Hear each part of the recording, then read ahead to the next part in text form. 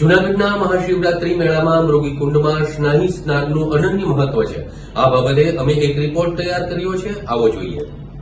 જૂનાગઢના મહાશિવરાત્રી મેળામાં મૃગીકુંડમાં શાહી સ્નાનનું મહત્વ ખૂબ જ હોય છે। જૂનાગઢમાં પારંપરિક રીતે યોજાતા ભવનાથ તળેટીનો મહાશિવરાત્રીનો મેળો હાલ હવે બરોબર જામ્યો છે। ત્યારે મહાશિવરાત્રીની મધ્યરાત્રિએ નાગા સાધુઓની રવેડી ભવનાથના દત્ત ચોક જૂના અખાડા પાસેથી નીકળશે, જેમાં હજારો સાધુ સંતો હર હર મહાદેવના નાદ સાથે જોડાશે।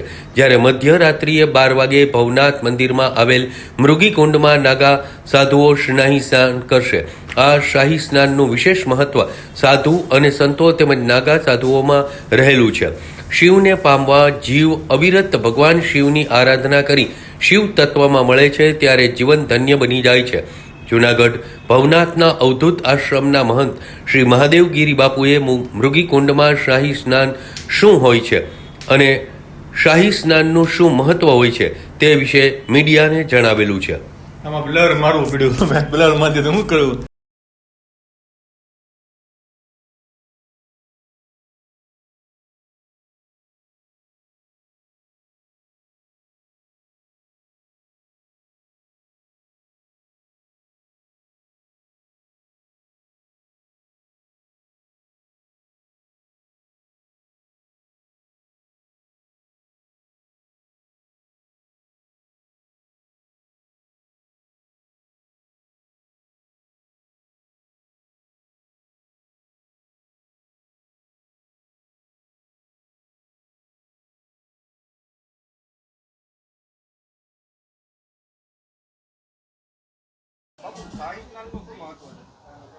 જય ગિરનારી, ઓમ નમો નારાયણ।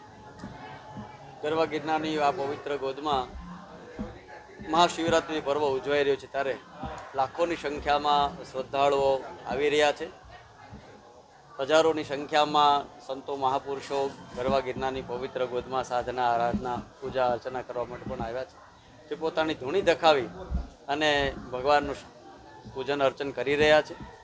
શિવરાત્રિની રાત્રે 12 વાગે શાહી સ્નાન નીકળે છે અને શાહી સ્નાન જે છે એ આપણે ત્યાં સ્નાનનું બહુ મહત્ત્વ વિશેષ મહત્ત્વ રહ્યું છે। કારણ કે આપણે કોઈ કામ કરતાં પહેલાં સ્નાન કરીએ છીએ, ત્યારે કોઈ શારીરિક સક્ષમ ન હોય અને કદાચ સ્નાન ન કરી શકે તો એ મંત્રોથી પણ સ્નાન કરી શકે એવી આપણી એક પરંપરા રહી છે, જેમનો એક મંત્ર છે અપવિત્રમ પવિત્રો વા સર્વામ કસ્તો પીવા યહ પુંડરીકાક્ષો વા વ્યાંતર શુચિ। મંત્રોથી પણ સ્નાન થાય છે। તો જ્યારે સંતો એ શિવની ઉપાસના કરવા માટે જે સ્નાન કરવા જાય છે, તો દરેક રાજાનો એક જેમ પ્રોટોકોલ હોય, એક રાજા જ્યારે કોઈ પણ કાર્ય માટે નીકળે ત્યારે ઠાઠ બાઠથી નીકળે છે, પોતાની અદાથી નીકળે છે, પોતાની પરંપરાથી નીકળે છે। એવી રીતે સાધુ તો રાજાના રાજા છે, જેને મહારાજા કહેવાય છે।